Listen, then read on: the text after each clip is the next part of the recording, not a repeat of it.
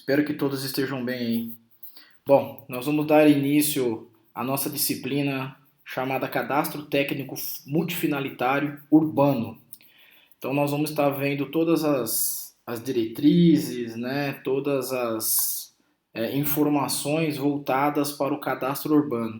Para ajudar nessa disciplina, nas nossas videoaulas, eu vou estar utilizando dois materiais. Um é esse livro, chamado Cadastro Técnico Multifinalitário Rural e Urbano. Neste caso, a parte rural eu retirei, afinal nós não vamos estar trabalhando com elas nesse momento, tá? E o outro material é a Portaria 511 de 2009, tá? Que é uma diretriz para a criação, né, do Cadastro Territorial Multifinalitário nos municípios brasileiros. É um manual de apoio. Então contém, né, na verdade, vários artigos, e esses artigos são explicados como eles devem ser trabalhados, tá? Então nós vamos estar utilizando esses dois materiais, eles são gratuitos, eu vou disponibilizar para vocês na plataforma AVA, tá? Então conforme a gente vai trabalhando os conteúdos, nós vamos estar colocando esse livro, no caso, que é a primeira parte, tá? Quais são os capítulos que vocês vão lerem, tá? A primeira parte tá dividido em capítulos 1, 2 e 3, tá? E o outro 4, 5 e 6, né? Que são os que falam da parte de cadastro urbano, tá? Então, nós vamos ter aí ao longo dessa disciplina esses dois materiais, como eu falei, tá?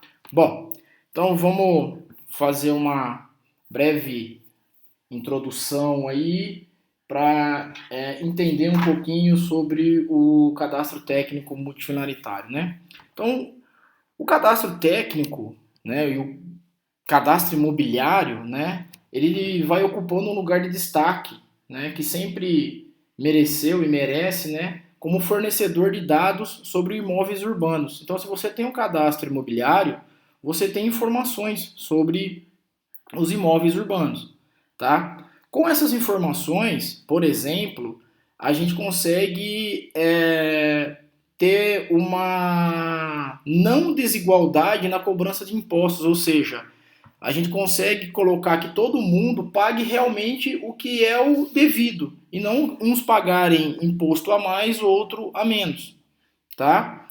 Com isso, a gestão pública, por exemplo, né, que a gente vai estar falando muito dela nesse, que é o que acaba encabeçando o cadastro técnico multifinalitário, não que não existam empresas particulares que também o façam, mas ajuda a gestão urbana, né, no desenvolvimento territorial, tá? Então ele sabe para onde, por exemplo, pode ser expandido o município, aonde precisa de uma escola ou creche ou uma obra X, né, para poder atender a maior parcela da população, por exemplo, tá? E infelizmente, a grande maioria dos gestores, né, eles pensam que esses registros cadastrais, né, servem somente para a finalidade de arrecadação, ou seja, para cobrar impostos. Eles não conseguem entender que se ele tiver uma base cartográfica boa, informações sobre isso, a gestão dessa cidade vai ser muito mais fácil para ele fazer. Mas de um tempo para cá, essas mudanças estão acontecendo. O pessoal já está conseguindo, esses gestores, né, tanto de empresas públicas quanto de privadas, eles estão conseguindo entender que esse cadastro, o nome já diz, né, multifinalitário, ele serve para várias outras áreas do conhecimento, seja ela parte jurídica, econômica, enfim, tá? Então tá havendo essa mudança de visão. Com isso, tá? Com essa mudança dessa visão dos gestores, por exemplo, né, eles estão olhando isso para dar documentação, né, documentos para garantia dos direitos da terra, ou seja, vamos falar a grosso modo, a posse da terra, ou seja, essa terra é do fulano. Então eu dou direito a ele fazer, desenvolver esse pedaço de terra, esse lote, essa gleba, enfim, certo? Com isso também tem a base para fiscalização imobiliária. Opa, peraí, você pode fazer isso nesse local? Sim ou não? Então você começa a ter fiscalização sobre o que está acontecendo, ou seja, gestão sobre essa área, né? E aí, com isso, está tendo essa visão multifinalitária para várias finalidades, como diz aí, certo? Ah, Muitos países aí, em outros países, né, eles acabam priorizando a integração das informações fornecidas por esse cadastro, né? Principalmente, uma fonte muito boa de informação é o registro de imóveis, né?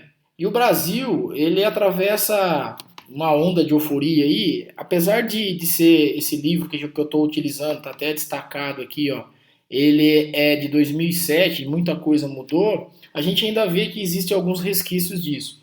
Então, o pessoal acaba fazendo implantação de projetos isolados de geoprocessamento, tá? É ótimo, pelo menos é um passo que está sendo feito, né? É uma ferramenta muito boa para planejamento, mas não contempla todos os aspectos do cadastro multifinalitário, tá? Então, vocês já devem conhecer aí cidades vizinhas de vocês que usam, por exemplo, um geoprocessamento, um SIG, um software de alguma, de alguma geração de informação, tá?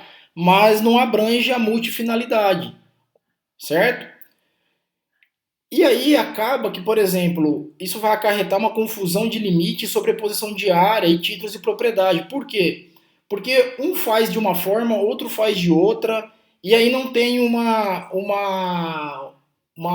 forma, uma metodologia, vamos pensar assim, mais uniforme para que não haja essa problemática. Então cada um faz do jeito que achar, eu acho que isso aqui está certo, e faz dessa forma.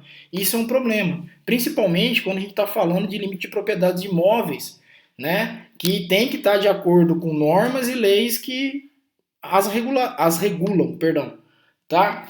Então, isso acaba sendo uma problemática. Muitas vezes na cidade de vocês, alguns de vocês devem trabalhar em alguma prefeitura ou já teve algum conhecido que foi solicitar alguma informação numa prefeitura, na parte de cadastro deles lá, a hora que você vai ver tá com problemas, porque um fez a medição de um jeito, o outro fez de outra, não teve atualização, aí você não tem maiores informações, enfim, isso é um problema. E aí, se você vai na área, por exemplo, num registro de imóveis, ele tem algumas informações talvez melhor, porque você é obrigado a passar de lá para registrar o seu imóvel. Mas a hora que você vai no setor, por exemplo, de obras ou de planejamento, ele não tem as mesmas informações porque não é compartilhado, tá? Isso é um problema que a gente tem ainda aí, tá? Ah, nessa ajuda, nessa busca aí da sempre atualização desse cadastro, né? Todos os procedimentos geotecnológicos aí são aplicáveis às necessidades cadastrais, seja fotogrametria, sensoriamento remoto, drone, enfim, topografia, tá? A diferença entre eles vai ser a aplicabilidade, que vai depender de parâmetros de custo-benefício. Então, se você tem uma cidade grande, você vai precisar fazer por exemplo, fotogrametria ou sensoriamento remoto. Só que aí você tem que ver qual que é o melhor custo-benefício, né? Você tem que ver lá, você já viram o sensoramento remoto, tem lá uma resolução espacial, será que atende? A mais fotogrametria é muito cara, será que atende também o custo tal? Como que você vai falar para a gestão que isso é bom ou se é ruim, tá? E cada uma desses procedimentos, cada uma dessas tecnologias, ela vai ter uma precisão cartográfica associada, tá? Então, você, como o que vai propor o cadastro técnico multifinalitário, vai ver quais são as reais necessidades de precisão, né, para que atenda e para que você tenha um produto mais apropriado, tá? E aqui até coloco como um lembrete, né, um dos principais erros propagados até hoje recaiu na falta de ligação entre os registros de imóveis e os documentos cartográficos produzidos pelos profissionais, o que evidencia uma falta de correlação entre a realidade de campo, ou seja, a posse efetiva, e o direito adquirido, o título da propriedade. Então, o que eu estou querendo dizer aqui? Você faz um excelente produto cartográfico, vamos falar de uma forma mais simples, você faz um mapa muito bem feito, com uma precisão necessária para aquele trabalho, só que aí você fica com, simplesmente ele é um mapa, porque você não consegue fazer com que ele tenha uma relação, por exemplo, com lá o cartório, para gerar uma informação, ó, as coordenadas desses pontos aqui é do fulano de tal, tem tal tamanho, acontece isso lá dentro, ou seja, você está gerando duas informações que se juntas ela é muito poderosa, mas você está matando, vamos pensar assim, ou uma ou outra, ou seja, tem uma informação que não é 100% a que o gestor precisa, por exemplo, tá? Por exemplo, na área fiscal, né, você tem uma reestruturação tributária aí que aconteceu a partir da Constituição de 1988, que é a cobrança do IPTU, né? A cobrança do IPTU, como todos sabem, para muitos municípios é uma das únicas fontes de arrecadação local, né? Então, quando os municípios são menores, aqueles que não têm setor industrial, bem de serviço, etc., vivem basicamente do IPTU. E aí, como cobrar esse IPTU? Tá? E como gastar esse dinheiro do IPTU, visto que muitos municípios não arrecadam o que deveria, né?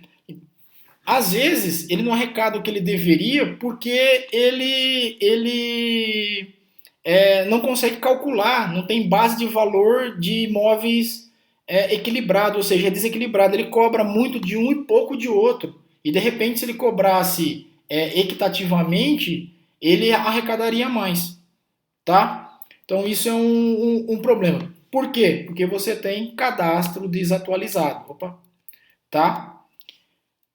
E não é suficientemente detalhado, tá? Muitas estratégias aí ao longo dos anos foram aplicadas aí, principalmente o pessoal vai lá, faz uma cobertura aerofotogramétrica, gasta até um dinheiro a prefeitura, né? Ou então vai lá, conversa com uma empresa, adquire um sistema, né? Um software de SIG, às vezes caro também, né? E aí, beleza, ele fez tudo isso daí, mas não traz solução esperada, como eu falei. Você tem uma base cartográfica muito boa, tem um sistema de informação geográfica bom, mas você não consegue alimentar direito esse sistema de informação, certo? Quando a gente fala, por exemplo, em cadastro técnico multifinalitário, você está envolvendo até parte social, tá? Nessa lógica, tá? E aí, você tem dois tipos de modelos aí, né, que a gente fala. Os modelos cadastrais centralizados e descentralizados. Cada um tem as suas vantagens e desvantagens. Quando você fala em um modelo centralizado, você facilita a estruturação das bases de dados, ou seja, você é centralizado em você. E aí você fala, ó, faz isso, faz isso, faz isso, faz aquilo. Aí todo mundo faz, te passa, centraliza em você, você vê todas as partes que estão acontecendo. Mas, por outro lado, você dificulta a distribuição dessa informação, porque todo mundo tem que pedir para você, porque está centralizado em você, tá? E quando você fala, ó, beleza, cada um faz o seu aí, vamos deixar descentralizado, vamos pensar a grosso modo, fica solto. Aí você não consegue cruzar os dados, por exemplo, do pessoal do financeiro com o pessoal que está da economia que está tentando, ou seja, do planejamento que está tentando achar dinheiro para fazer alguma coisa, e você não consegue pegar esses dados, porque aí não tem essa unificação, tá? Beleza? Eu vou gravar o próximo vídeo, tá? Já deu 15 minutos esse, para não ficar muito extenso, ok, pessoal?